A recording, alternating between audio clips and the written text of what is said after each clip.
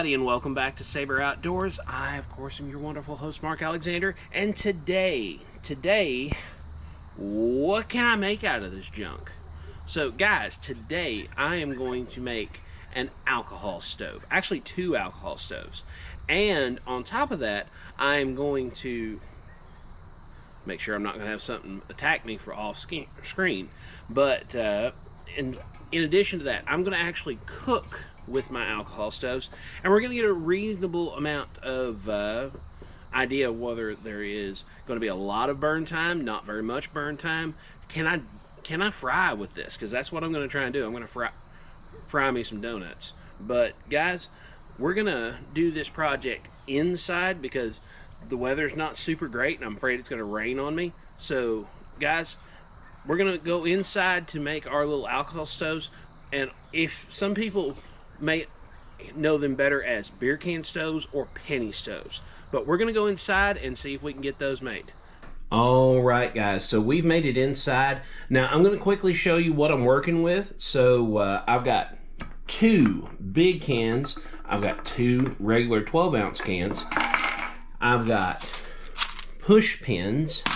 I have 2 DVD cases. I've taken the jackets out of them, except for that one, which was in frame momentarily. I took the jackets out of them so that no one's like, oh, I can't believe you're doing that with such and such thing.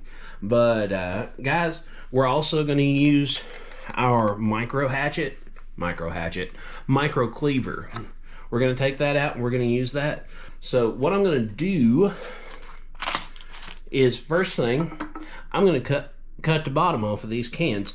And the reason I have these DVD cases is I can set that right there on the edge, hold it firm, and then take my can and twist. Let me move you where I'm a little more centered up.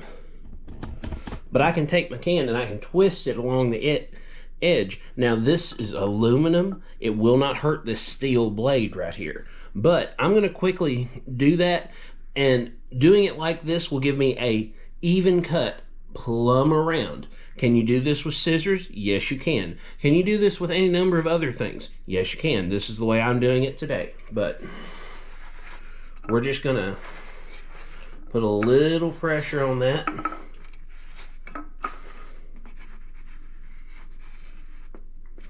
I'm not looking to cut it in one pass.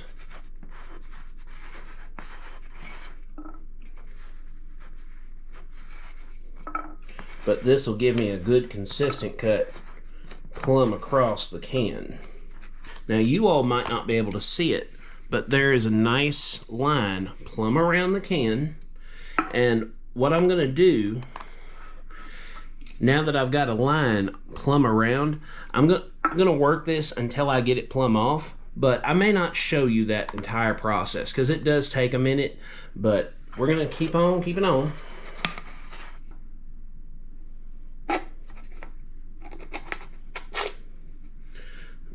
Now I poked a hole through it, and I'm just going to push my fingers into it, and it should follow reasonably close.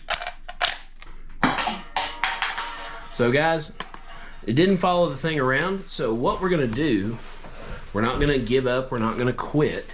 What we're going to do is we're going to grab us a pair of scissors and clean this up.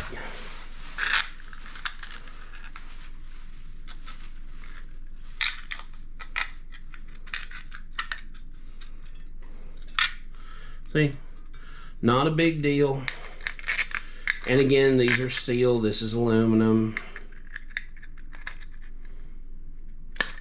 So it cuts off just fine. But guys, we're gonna clean this up. We're gonna cut the other ones off, and I'll get back with you momentarily when I get finished with that. All right, guys, I've got my 2 pieces cut, and you can see they're reasonably close to the same height. So what I'm going to do, I'm going to take these and start doing a few things to them. First, you have to establish which one is the top, which one is the bottom. So I'm going to make this one that I had a little bit more of a ragged cut. That's going to be my inside piece. So I'm going to put that on the inside when the time comes. Actually, I changed my mind because I can do that. This is YouTube, not Classroom. I'm going to make that my outside piece. So what I'm going to do, I'm going to use this as my bottom. I've established it. I'm going to commit. I'm going to go run, grab me a hammer. I'll be right back. Now, guys, this is just a smooth-faced hammer. And we're not going to rear back and nail this. We're just going to tap this just a little bit. Tap that down. Let me pick this up before it falls off my peanut butter jar. Okay, we've got that tapped reasonably flat. You can see. Now, we didn't like beat it within an inch of its life. You saw we just give it a few gentle taps. But we're going to put a hole right in the middle of this before we put it onto this. Be right back. Now, what I'm going to use to put that hole in the middle of this is an ice pick. You could use a nail if you wish, but I'm using an ice pick. And you can just force that through. You don't have to have a hammer for that. And be careful as you're wallowing this hole out, because that's all you need to do is to stab your hand or your table. I'm actually going to put this coaster underneath to make sure I don't stab my table. There. And we've got our hole put in. One big hole in the middle, or you could put 3 small holes. I prefer the one big hole just because it's one. I don't have to deal with more than just the one. And it's not perfectly centered, but that's okay. So what we're going to do at this point, now we're going to work these together. And it does take a little bit of time and finesse. You know, you may have to crinkle your can just ever so slightly. So what we're going to do, we've got our 2 pieces together. So I'm going to take my micro cleaver and I'm going to shave this off till it's even all the way around. Be careful, because just like your knife, this aluminum is sharp as well. But you just be careful what you're doing. Watch what you're doing. And you can go around it just like this and smooth that off. Boom. Smooth as can be. Now, if you really wanted to make this a really nice outfit, you could take a piece of my brain just quit. Sandpaper, that's the thing. You take sandpaper and go plumb around this and fix it like that. But we're not going to be that fancy on this channel. And we'll get it good and seated down. And after we seated it a little bit better, some more come up. So all we have to do is just trim that up too. All we have to do is just get our stuff started. And you can see it's a very, very fine edge now.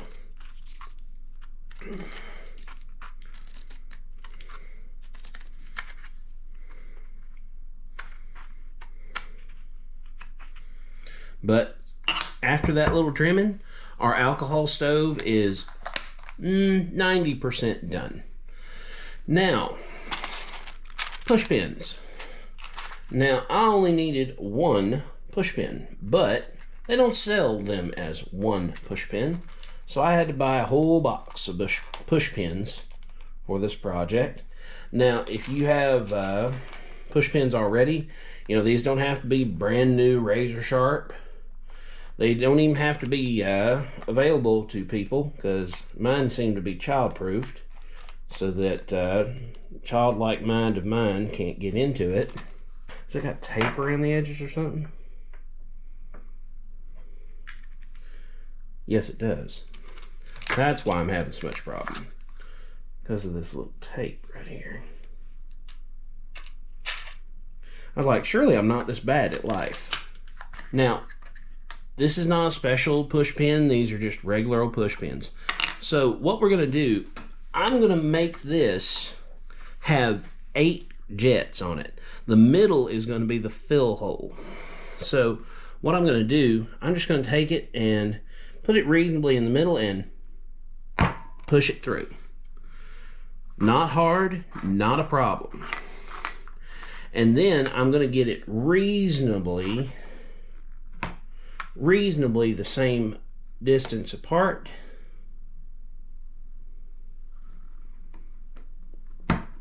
And I'm going to punch another hole. Now I'm going to punch all those. I may not show you that entire process, but it doesn't take long. I mean, at this point, you just half the distance, get on the other side, reasonably close, half the distance. And then do the same for the other 4. That's got her all the way done. It's trying to collapse on me on one side, so I'm gonna make sure. Okay, cool. I got her pushed back out. So our alcohol stove is made. That's all there is to it, guys. So what we're gonna do is we're gonna grab a penny and we're gonna fill it with alcohol and go try it out in my kitchen. We'll see you there. All right, guys, so we filled our alcohol stove up. It's a little over full, but that's okay. And a little bit spilled out into our cast iron pan. Won't hurt that pan whatsoever. So we're gonna get her lit up. Ba-boom.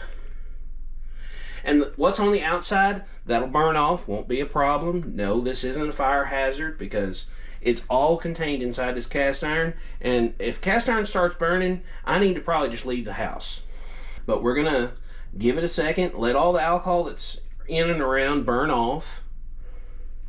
Because what's on the outside, it has no extra fuel source fueling it. So it's going to burn off. You can see it's already about to flame out now. So now we have just a little residual around the can, but you can see our flames right center in the middle. And is our jets already starting to come on? I would like them to. Yep, I see one of our jets coming on in the very back. I'm going to let this burn down a little bit more before I take our penny, just a regular old penny, and I'll throw that penny on there to stop this middle flame from flaming up like it is. But we got one little finger in the back starting up. But I'm going to let it warm up. This has to be a warm operation to actually work. If you try and just light it and immediately put your pot on top, you're gonna suffocate the flame. So we're gonna give it a few minutes. I see the second one starting. Now we could get a good long burn off of this, so I'm gonna leave this to warm up for the time being because I put a lot of alcohol in this. But I'm gonna leave that to warm up. I'm gonna actually grab what I'm cooking and I'll show you just a moment what I'm working on. All right, guys, so we are taking jumbo buttermilk biscuits. And what we're gonna do is we're gonna deep fry them babies. We're gonna deep fry them babies and make ourselves some homemade donuts. I saw this on Fishing with Becca, and I'm gonna try and make them just like she did. Now, unfortunately, I don't have any sugar. I don't use sugar, so I don't think I have any. Let me double check. No, I don't have no sugar at all. So these are just going to be plain donuts. It's not the best, but I'll survive. Hey, we got another flame coming up. And she's still burning down. But how you do this, you take your take your biscuit, and you pinch right in the middle. And what you do, you open yourself a hole up. You stick your finger through the hole, both of them. And then you just do like that to make you a little hole. And ba-boom, your biscuit has now become a donut. But guys, we're going to let this continue to heat up because it's a little bit lopsided. So one side's running, the other side's not. We're going to let it continue to heat up. And Whenever I see that my alcohol pool has dipped below that center hole, I'm going to throw my penny right in the middle of that, and it'll stop my fuel coming out the top. It'll stop that flame, and then all my little flames around the sides should take off and burn. This might be a little lopsided, so it may not. I'm hopeful it does, though. All right, guys. All of our flames are now running, and our alcohol is getting plenty low in the middle. So what I'm going to do, I'm going to actually put the penny in now. So penny on, and we'll scooch it over just a mite. Now that middle is going to keep burning for a little longer because I overfilled it, but it'll be okay. I'm just going to let it do its things. And I've got about about a pint of oil in this, and I just put the entire thing out.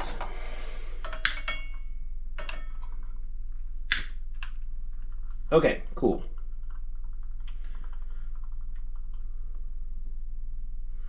So we still ain't quite strong enough for a pot yet, but you can see all my flames are running, and my penny in the middle is no longer on fire. Now I'm going to give this a little longer for them flames to get a little bit stronger. There's not much space for the gas that is coming up. What it is, it's not burning the alcohol. The alcohol is actually boiling inside and pulling up through these jets. But we're going to give this just a little longer to pick up some steam.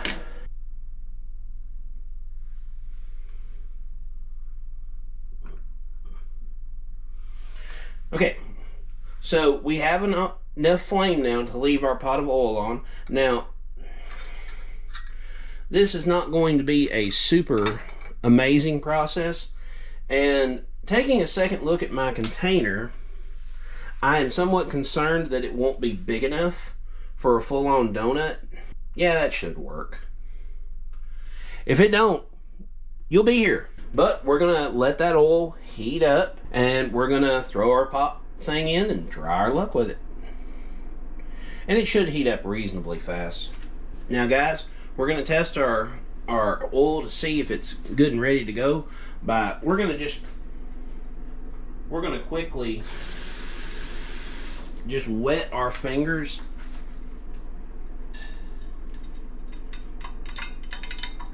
Not quite there yet, but it's close. Guys, we're gonna put in a full-size donut and hope for the best.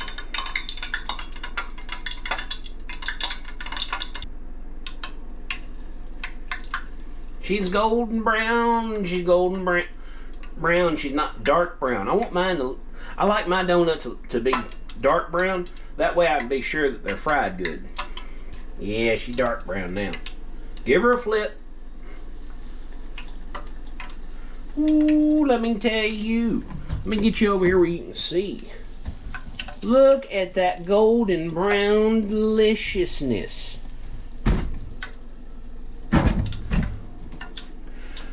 Do you think I wouldn't eat this in the woods? Because you're wrong. Whew, let me tell you, I'd tear it up there, but I'm at home and I'm going to tear it up right here. Look at that beautiful donut.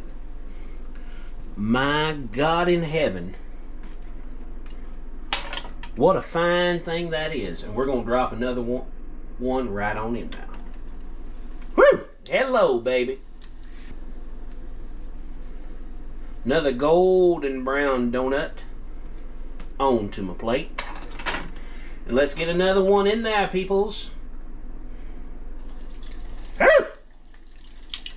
Look at that sizzling goodness. Keep in mind, we still haven't refueled this stove once. All right, let's pick her out.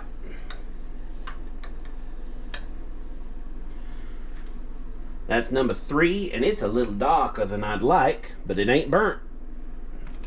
And that's the part that I care about. Woo! Guys, I fry these a mite dark because, especially now, it's high temperature and I'm afraid it won't cook throughout. But flip that over, because let me tell you, the oil's good and hot now. She's ready to fry anything I put in there. that is ready to come out. Yet another one. Last one. And that's all we need.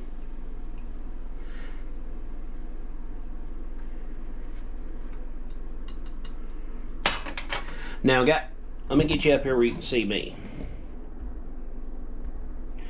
Now, guys, our oil's hot. Our alcohol stove's still running. I could cook probably for more than just me, because I've got 5 donuts. That's going to be a lot for this big old boy to eat. But, guys, let's try our very first one that we pulled off. Oh, yeah. Mm-hmm. Look at that dough. I mean, oh, it's still steaming.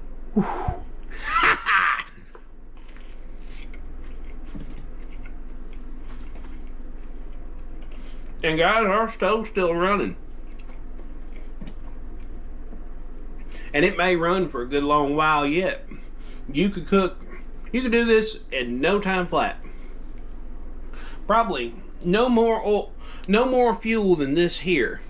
Like, you don't need a big bottle of fuel like one of these. I'm using just 91% alcohol for this. And it's great. Doesn't smell bad, doesn't put off any fumes whatsoever, so this is okay to use inside the house in limited amounts. I would not make this my permanent thing, but for, like, if I were camping or backpacking, or if I were, say I was tailgating somewhere and I was like, oh, I forgot my stuff. You can whip one of these up in no time flat. You saw me. I started this project at 9:30. Before 10:30, I've got fresh donuts in hand. So, guys, I'm going to go ahead and end the video there. I'm just going to say the usual YouTube things. Like, share, subscribe, comment, hit that bell notification. And I'm going to say it twice because it's so important. Subscribe. It means so much to me. And it costs you nothing to help me make more donuts. But, guys, we're going to go ahead and shut her down. Thank you for watching. We'll see you somewhere in the woods or on the water.